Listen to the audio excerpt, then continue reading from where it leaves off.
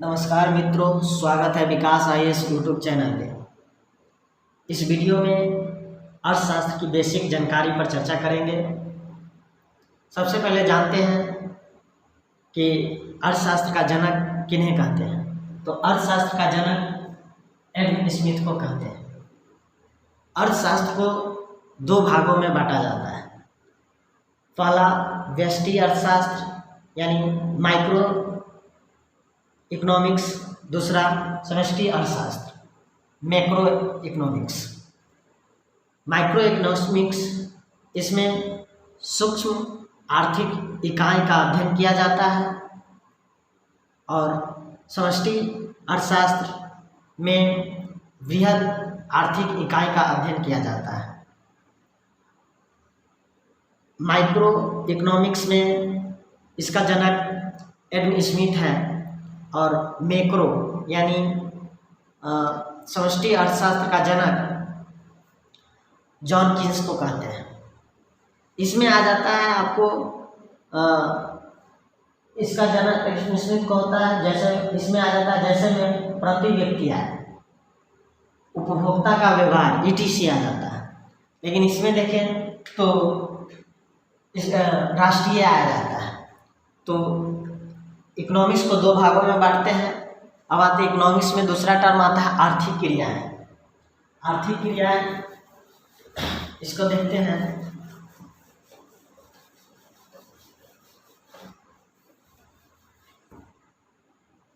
आर्थिक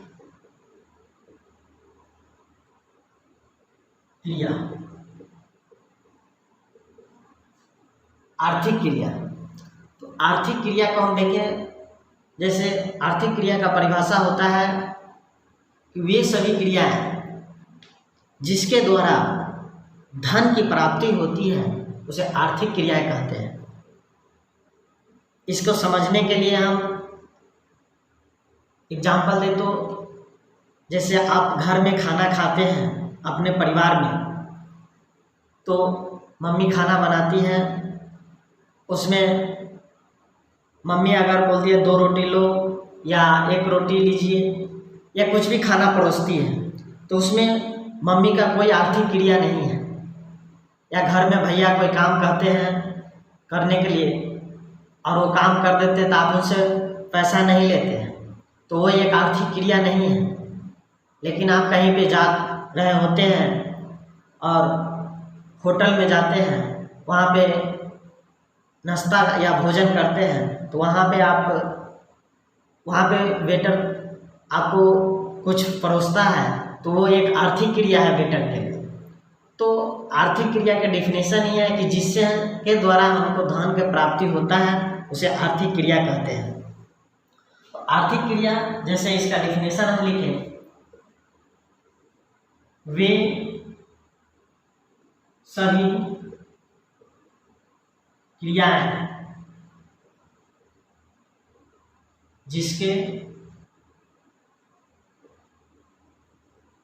जिसके द्वारा हमें धन की प्राप्ति होती है उसे हम क्या कहते हैं? आर्थिक क्रिया कहते हैं। आर्थिक क्रिया को 4 भागों में बांटा गया है। आर्थिक क्रिया को 4 भागों में बांटा गया है। पहला प्राथमिक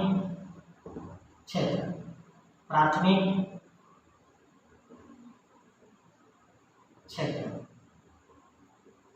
दूसरा द्वितीयक क्षेत्र,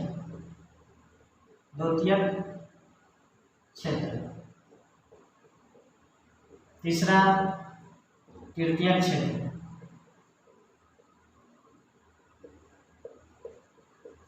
चौथा चतुर्थ क्षेत्र।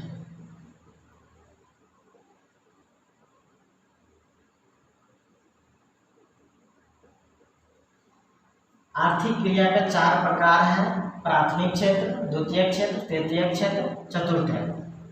प्राथमिक क्षेत्र में आपको प्राथमिक क्षेत्र में आ जाता है। प्राथमिक क्षेत्र प्रकृति पर निर्भर होता है, जैसे कृषि, पशुपालन, मत्स्य पालन, ये सब क्या है, प्रकृति पर निर्भर है।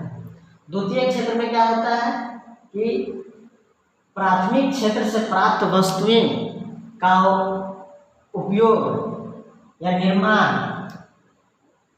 प्राथमिक क्षेत्र से प्राप्त वस्तुएं का निर्माण या उसका उपयोग कारखाना में करते हैं, तो उसे हम द्वितीय क्षेत्र कहते हैं। इसमें जैसे बिजली हो गया, विनिर्माण हो गया, गैस हो गया इत्यादि सब। तृतीय क्षेत्र सेवा क्षेत्र होता है, इसे सेवा क्षेत्र कहते हैं। जैसे डॉक्टर, शिक्षक, रिक्शा वाले या और भी जो सेवा करते हैं उसे सेवा क्षेत्र कहते हैं। चतुर्थ क्षेत्र में होता है, इसमें उच्च कोटि का, इसमें जो होता है कि उच्च कोटि का बौद्धिक विकास का कार्य होता है। इसमें उच्च कोटि का बौद्धिक विकास का कार्य होता है। जैसे किसी लाइब्रेरी में किसी का जॉब है, तो उसमें क्या है, अनुसंधान वो सिस्टम है, खोज है उसका, लाइब्रेरी में प्रैक्टिकल है, तो इसमें भी चतुर्थ क्षेत्र आ जाता है। तो इसका चलिए लिखते हैं परिभाषा। प्राथमिक क्षेत्र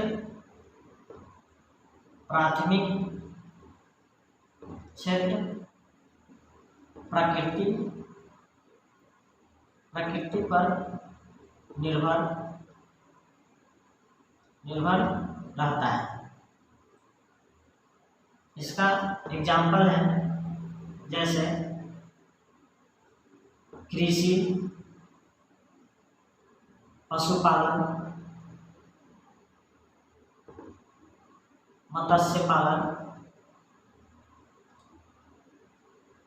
खनन यानी कोयला खनन, खदान होता है, etc।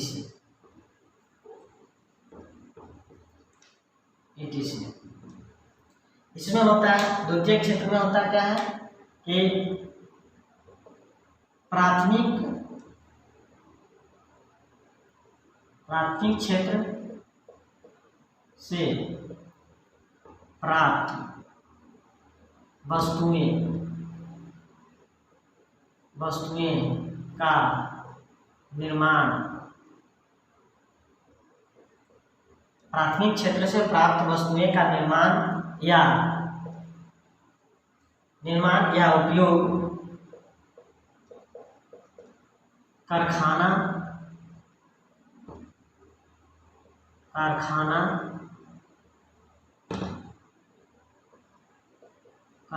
में करते हैं उसे प्राथमिक क्षेत्र कहते हैं, द्वितीय क्षेत्र कहते हैं। इसमें जैसे में हो गया, जैसे में आपको विनिर्माण,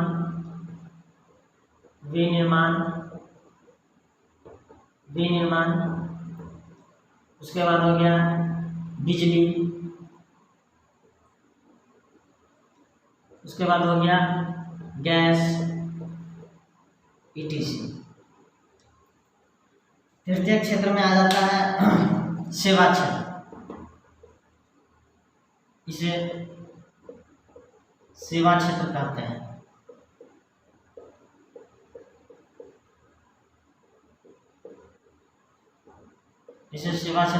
जैसे डॉक्टर,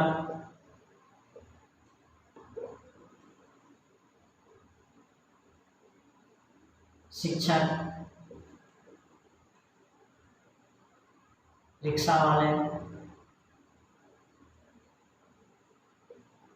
etc। चतुर्थ क्षेत्र में आ जाता है आपको, इसमें उच्च कोटि के बौद्धिक विकास, इसमें उच्च कोटि के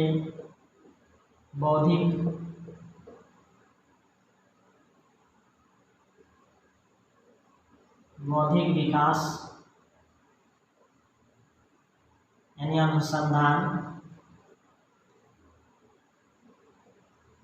अनुसंधान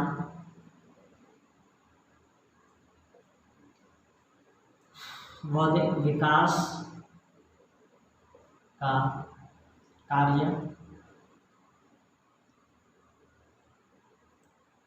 होता है।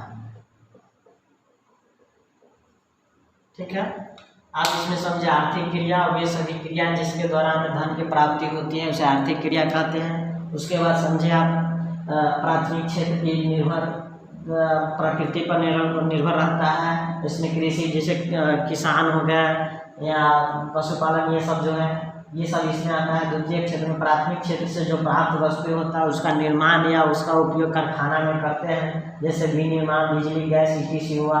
तृतीय क्षेत्र इसमें सेवा क्षेत्र, इसे सेवा क्षेत्र कहते हैं, जैसे डॉक्टर, शिक्षक, रिक्शा वाले, किसी इंजीनियर जो भी है ये सब क्या आ जाते हैं, सेवा क्षेत्र में आ जाते हैं। चतुर्थ क्षेत्र इसमें उच्च कोटि के बौद्धिक विकास होता है, जैसे लाइब्रेरी में इसमें क्या प्रैक्टिकल कर रहे हैं या किसी भी चीज़ का खोज होता है, ये सब क्या होता है, चतुर्थ क्षेत्र में आ जाता है। अब इसमें चलिए इतना एक बार आप लोग नोट कर लीजिए।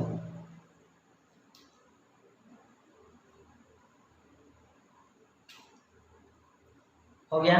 अब आप लोगों को एक क्वेश्चन देते हैं।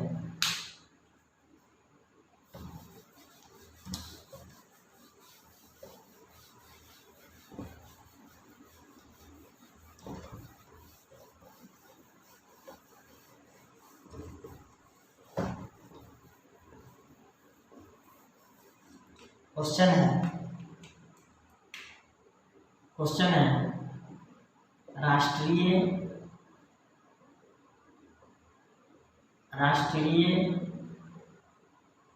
आय में योगदान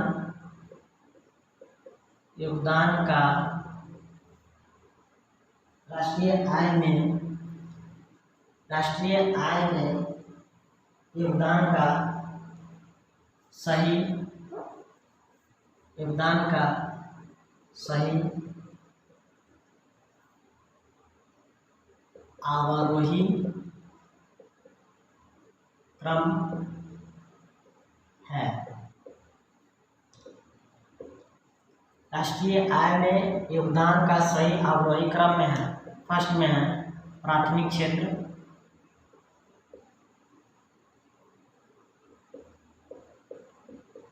दूसरा द्वितीय क्षेत्र,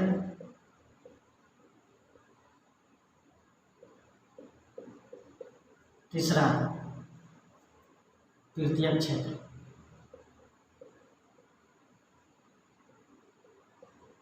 ऑप्शन ए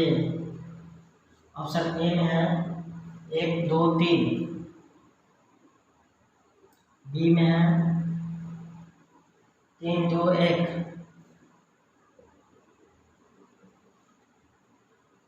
सी में है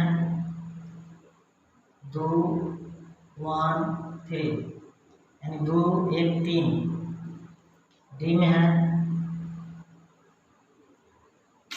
3, 1, 2,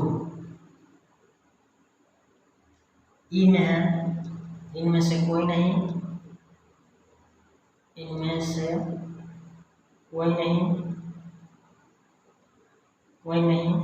या एक से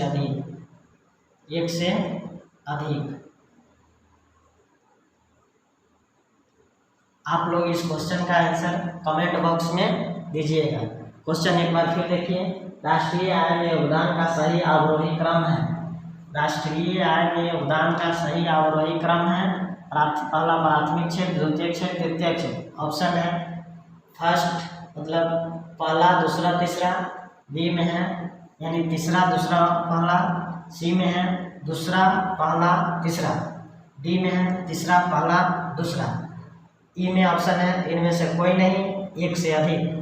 ये आप क्वेश्चन कमेंट बॉक्स में दीजिएगा। ठीक है, इसका आंसर कमेंट बॉक्स में दीजिएगा। आज के लिए बस इतना ही। फिर अगले वीडियो में अर्थशास्त्र का प्रकार कितना है ये हम बताएंगे। ठीक है, बहुत बहुत धन्यवाद। वीडियो को लाइक और सब्सक्राइब करना ना भूलें। और बेल आइकन को दबाएं ताकि और भी वीडियो डालें तो आप तक बहुत जल्दी पहुँचे। धन्यवाद।